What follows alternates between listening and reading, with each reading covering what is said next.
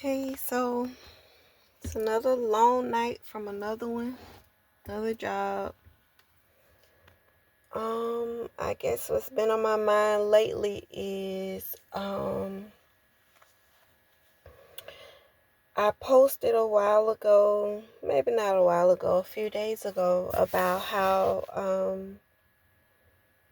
I wish I could see myself from other people's eyes and how feel like I have imposter syndrome. And then right after that, I had my daughter ask me a question. She was like, "Ma, um, I know that now that you older and we older, you can tell us the truth. But do you ever wish that you would have waited to have kids?" And I told her straight up, I told her it's not that I wish I would have waited. I wish I would have chose a different person. And I say that because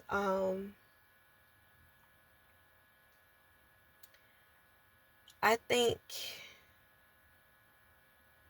a lot of the times our kids think because we struggling or having issues that if they wasn't there, they didn't exist, and things like that, it's just normal human behavior to think that if something doesn't go a certain way for you, it's something that you did, especially when you're in the developmental stage. So, even my therapist let me know that sometimes when things happen to us when we're children,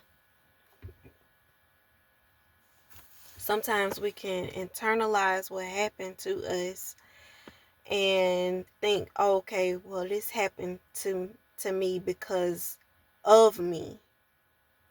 And yeah, I just let my daughter know, like, no, I I love y'all, and I wouldn't wouldn't have chose to have y'all at a different time in my life, because right now I'm about to be 40 years old, and I think about, there's nothing wrong with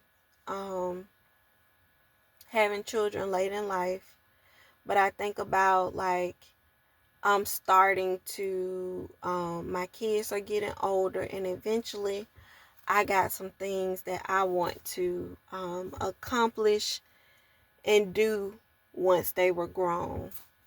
So with that being said, I don't know, I think it's important that I make a video. It's important to me that I make a video kind of explaining, I guess a timeline of my life. I've been hearing and I listen to a lot of tarot card readings, but I've been hearing where some people at some point thought I was on drugs. Some people at some point thought I was a hoe. Some people at some point thought I was lazy. Some people at some point thought, I wasn't gonna never do nothing or be nothing with my life. And I think I just want to do a timeline. When I was in high school, I worked 3 jobs. I was in the work program. So one of the jobs that I worked was the one that the school provided. I was working at an elementary school. And then I was working at McDonald's as a shift lead. I had worked at McDonald's since I was 13. And then I was working at Church's Chicken. The Church's Chicken, they used to have one right over there in the West End. I don't know if it's still there or not. I worked those 3 jobs in high school. Then when I graduated from high school, I went to college, and I also did a tech program with my sister. It was a secretarial program.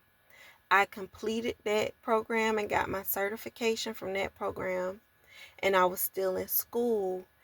While I was in college, my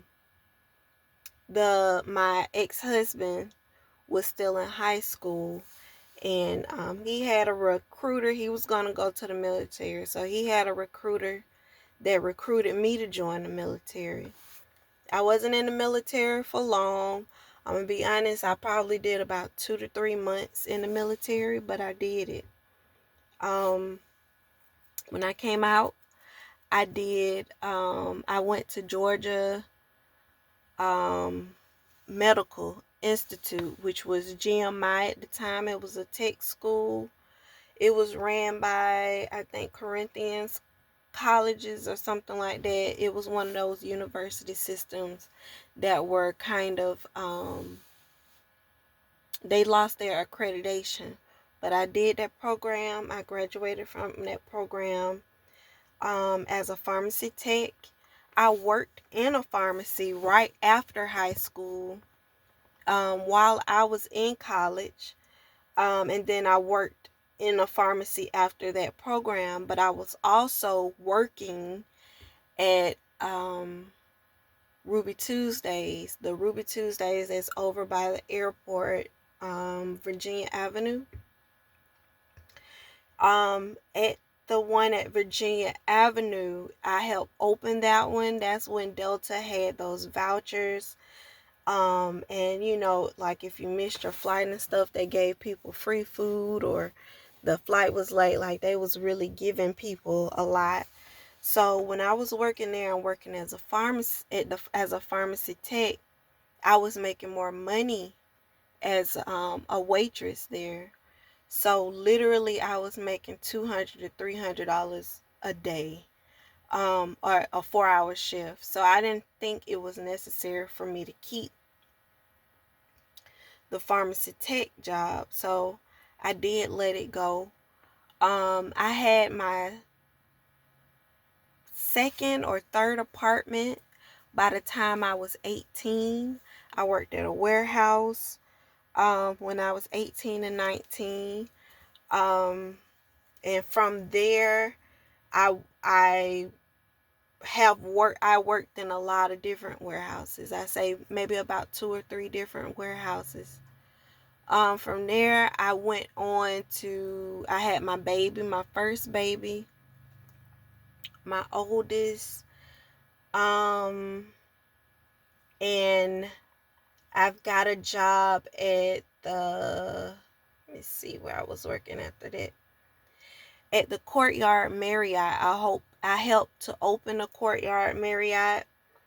At the Courtyard Marriott, I started as a chef and a waitress. So I did both positions.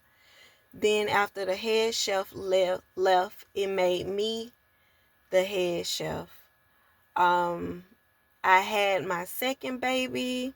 I left there. I worked at Edible Arrangements for a few years. I worked at Johnny Carino's for a few years. Um, I had my third baby and went back to the Courtyard Marriott. At the Courtyard Marriott on Camp Creek. While I was there, I became the kitchen manager. I did hiring, I did ordering, I did inventory, I did the things that I did scheduling, I did paperwork, budgeting. I did everything that kitchen managers do. And there I became ServSafe certified. That's where I obtained my managerial ServSafe that I have kept up for on maybe about 15, maybe 20 years now. Let's see. From there, I went to the airport. I was a line cook in the airport at TGI Fridays. I was on let's say I did desserts and salads and appetizers, fast food side. From there, I went to Grand Lux. Grand Lux hired me as a pastry chef once they saw my experience with baking cakes. I started doing my cakes and things when my daughter was in the hospital. She was born in 2008.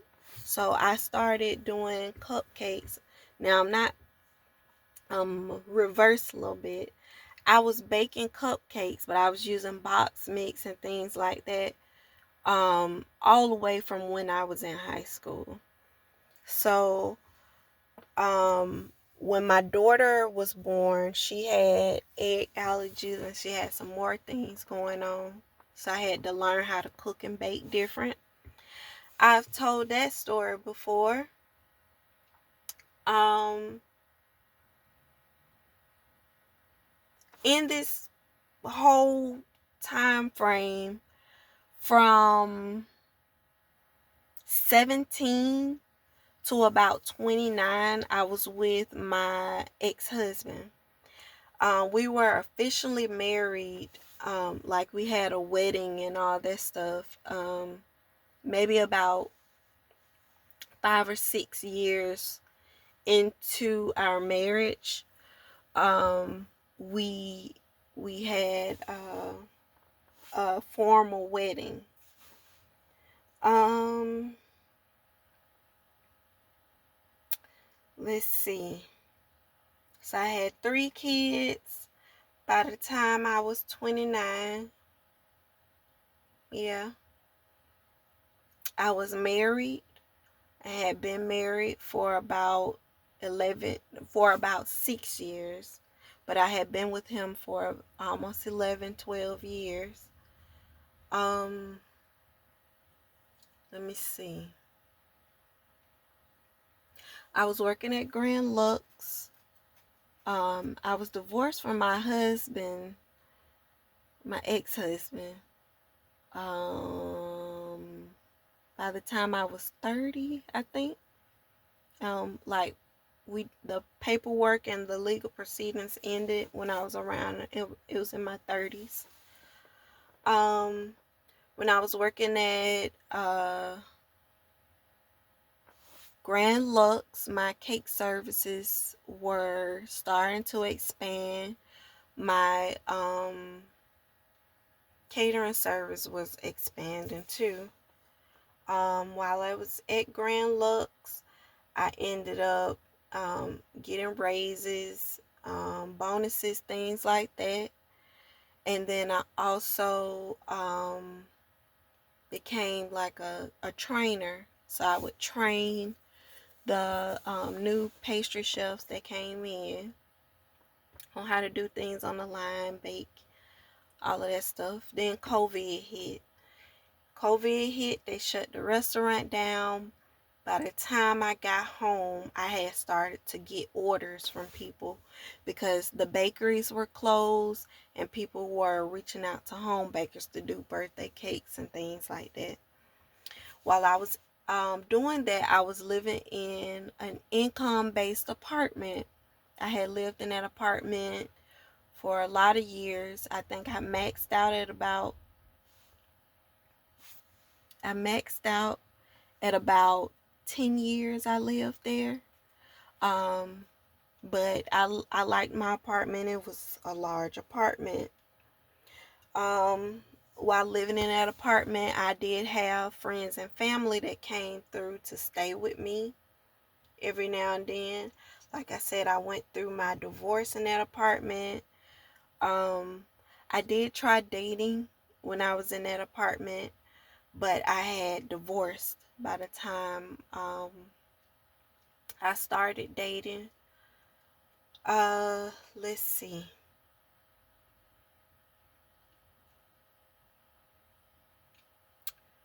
So, while I was in my apartment, and when after my divorce, my ex-husband, you know, um, he was on his, he didn't want to help me with anything or the kids. It took me a while to get approved for child support. So I think I actually made another video about a time where I tried to dance. I tried to strip, and it only lasted for one day. Um, let's see. I'm just, even when I was with my ex-husband, I worked. I was not a stay-at-home mom. I was not a lazy woman. It was times where he worked, and it was times where I work, and I don't think stay-at-home moms are lazy. Um, I just am trying to clear up a lot of narratives about women, single women with kids, who are divorced, and who, like in my case, I bake cakes from home, and I even had a coworker say it in a way that was kind of demeaning. He was like, "You sell cakes at your house, you trying your best." Like he was trying to put me down. At the same time, he was gaslighting me. Um, I've had people that I try to reach out to when I had discovered that I was being followed and people were stalking me and all that stuff. And they told me basically it was something that I was doing, that, I was basically sleeping with a lot of people or something like that. And that was the reason why I was being stalked and followed. I don't know. My business took off, after COVID. And I do think it did have a lot to do with the fact that bakeries and things were closed. I was doing custom cakes, and I was inexpensive and accessible at the time. I know when I moved into my house, I started to get higher end clients, and in retrospect, I started to kind of see that certain clients were reaching out to me, and it was a little suspect, the communication with them. So it had me wondering, like, are these people reaching out to me for reasons other than cakes? um I don't know. I had this moment where I talked to God, and I was like, God, I've been humble. I'm a humble woman, even though I work all of these jobs, and I'm doing what I can to support my kids and however I can. I did put my ex-husband on child support, but what I was asking for, my lawyer told me, no, you need more than that to take care of children. And she explained to me why, and she asked for a certain amount. And even the amount that she asked for is still, like, it's still, what's the word? It it's small in comparison to what other people get for one child. I don't get a large amount of money from my ex-husband in child support. I never asked him for a large amount of money in child support. But I did have to go through the same processes that courts take people through. You had to make sure that you provide a safe place for the kids to sleep, make sure they had food on the table, go to school, good grades, things like that. And I was able to show and provide those things. I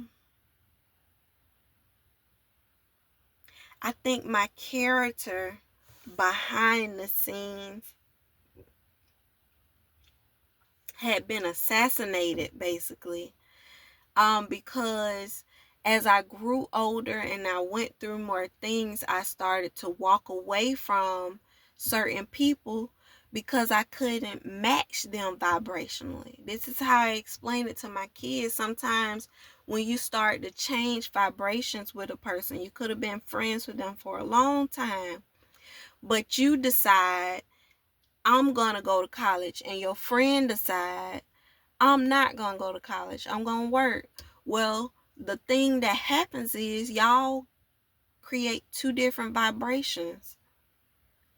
Y'all decide on two different paths. And sometimes those friends, y'all don't have much to talk about anymore. Y'all fall out. It don't mean that one friend is thinking that they better than the other one, or even is doing better than the other one. It's just mean that they are fading away from each other's storyline. Yeah, I have experienced a lot of that.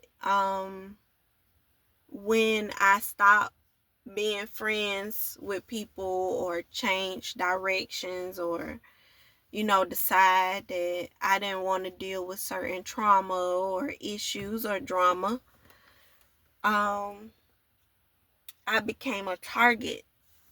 And a lot of the times the people went out of their way to prove a narrative and a story that wasn't true. Now when it comes to dating, I have made probably every mistake. I was not allowed to date until I was 16 years old. And like I said, I graduated from high school at 17.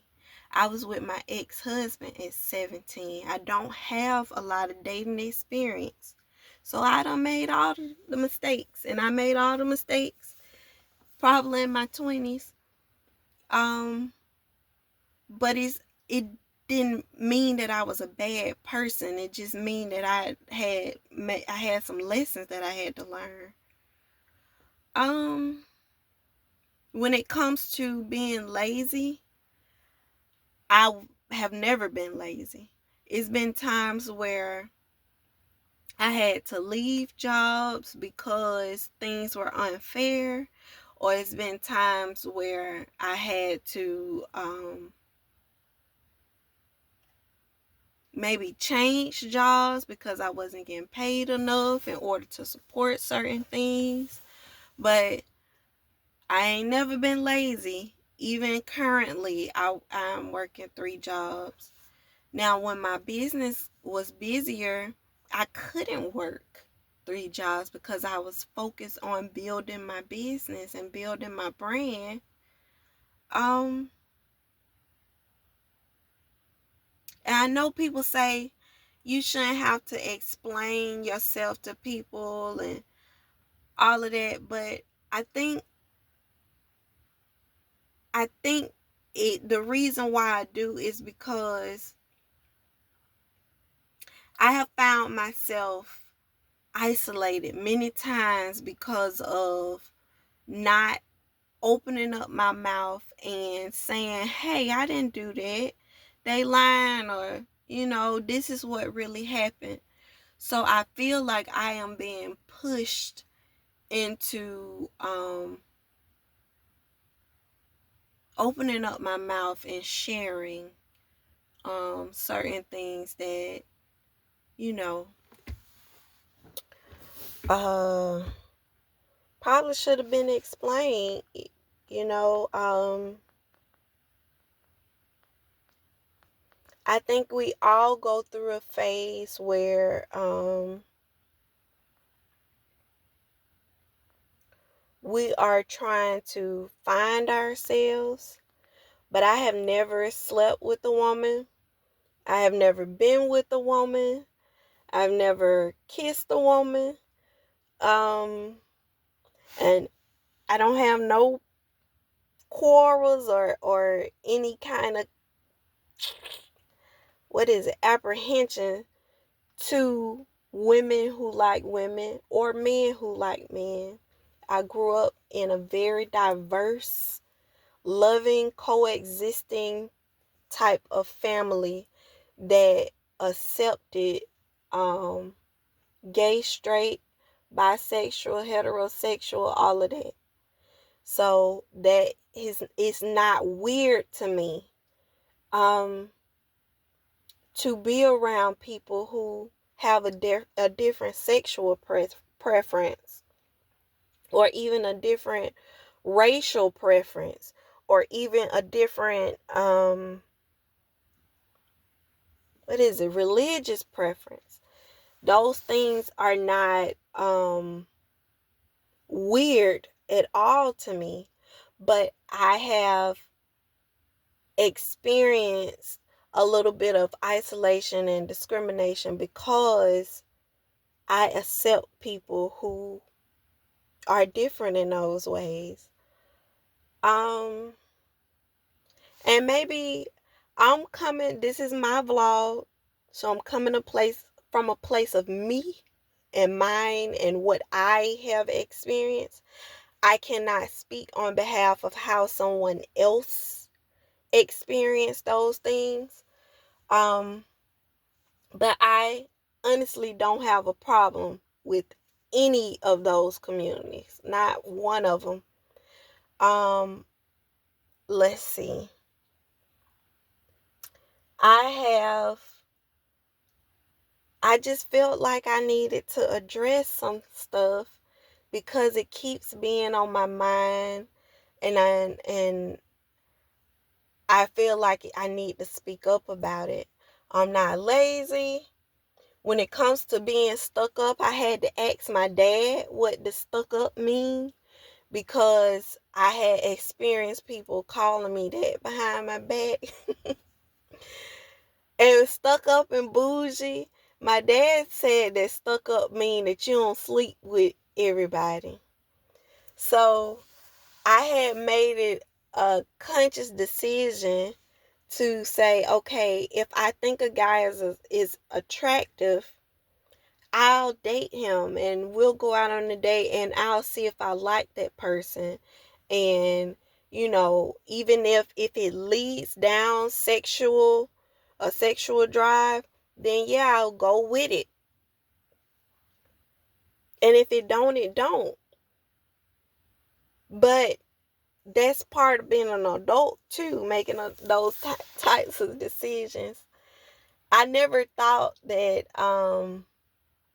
that came off as, let me reverse a little bit.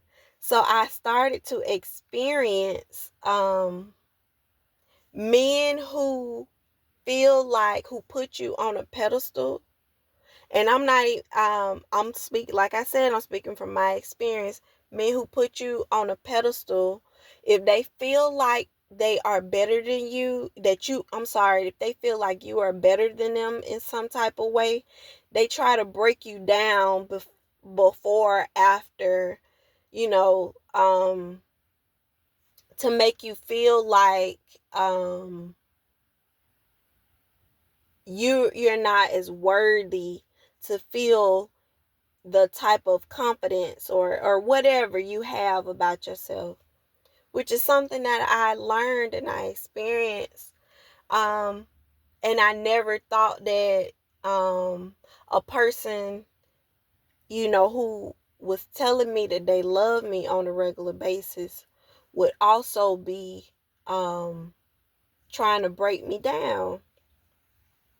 So that's when another thing I decided that, okay, so maybe it's not good to date guys who don't see themselves in a good light, or you can't be trying to build guys up, for instance. I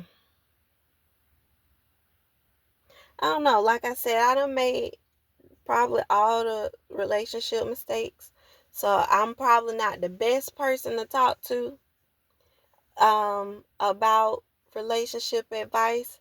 I'll tell you what I learned. I can tell you the lessons I learned, and how I plan not to make those same mistakes again. Let me see. What else? Uh, I work a lot. I'm not addicted to work at all. I'm not addicted to work, but I work a lot because I have to provide for 4 kids, 5 kids now, 4 kids. I have to provide for 4 kids and myself.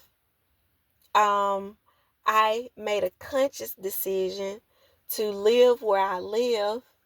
I prefer where I live, and that costs a certain amount of money. And I decided that I'm going to work in order to afford where I live. I don't want to live again in the income-based apartment. It was, I liked my apartment, but it was uncomfortable. I did not have any privacy. Um, and my privacy is so important to me. Um, One thing I noticed, and I'm gonna jump on that subject too, is when it's too much energy and too many people looking in at what you're trying to manifest and what you're trying to do and what you're trying to build and where you're going and how you gonna get there, it slows your process down. It slows your path down. It limits how you manifest. Sometimes people can be throwing evil eye and you saying you gonna do one thing and they praying that you don't do it. So my privacy is important to me because I do want to build a legacy for my kids. All of this is for my kids. I'm not a workaholic. When I am off of work, I am resting. I am going to be sleeping. I'm going to be spending time with myself, hiking, and maybe spending time with my kids. And my most favorite thing is to take them places so they can experience the city, experience what life is like outside of the house. Um, I had a coworker ask me a question about that. And they always lead with, you such a pretty girl, why you don't have a XYZ, a man or somebody, doing things for you.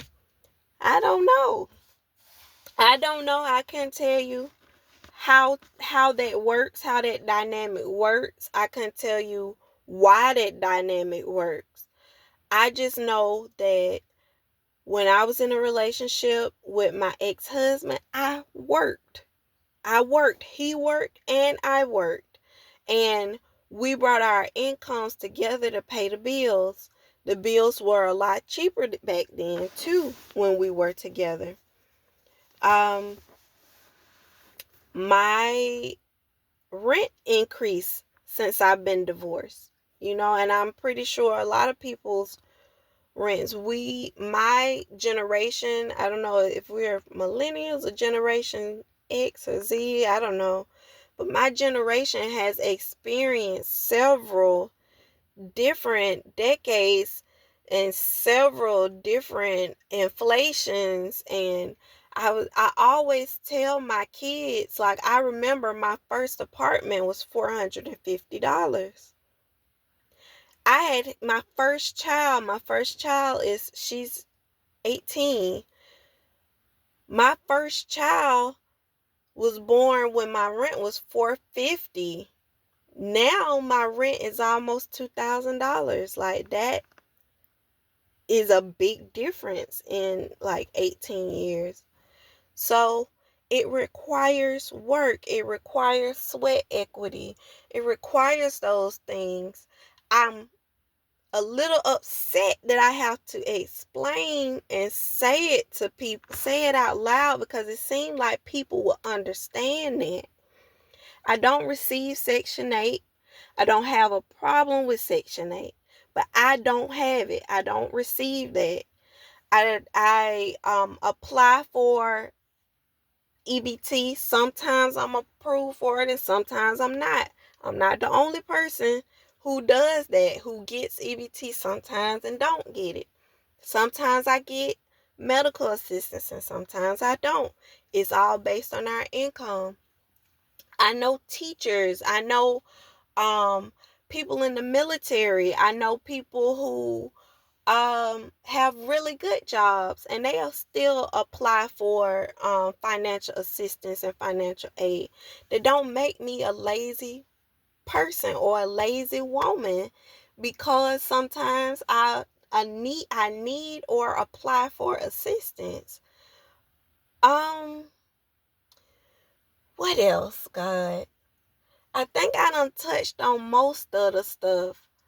I posted a picture. Another thing, I posted a picture went back in maybe 2014, 15 something, and I was drinking, and I think I was taking shots with my sister. We had went to a party and I posted that picture, and I think from that picture people assumed that I was a party person. I was a party girl. Get wild or whatever, but to be honest, I have always been a homebody. I would go out with my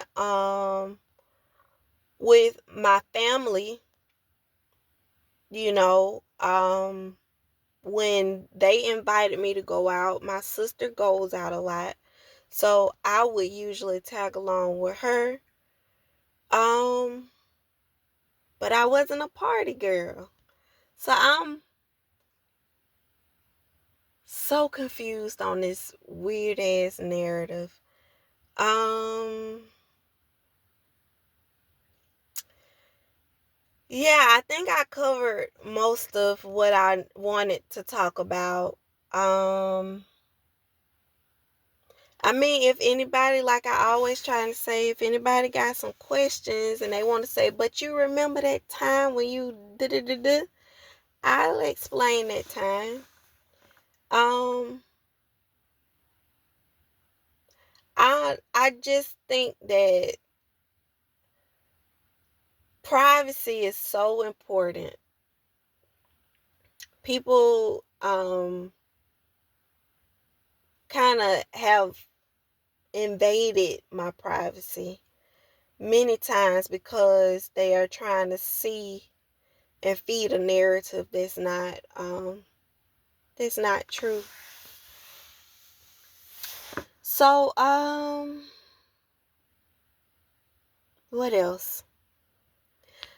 I'm gonna finish with, I hope y'all have a blessed and amazing night. It is midnight.